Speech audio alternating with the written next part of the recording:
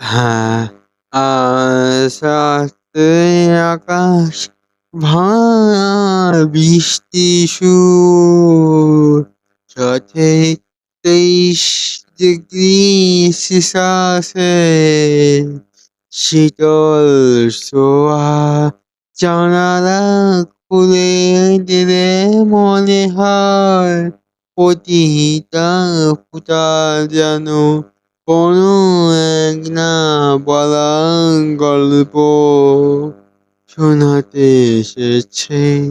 যশোরের মেঘলা রাতটা শুধু নিজের মতো করে কাটানো।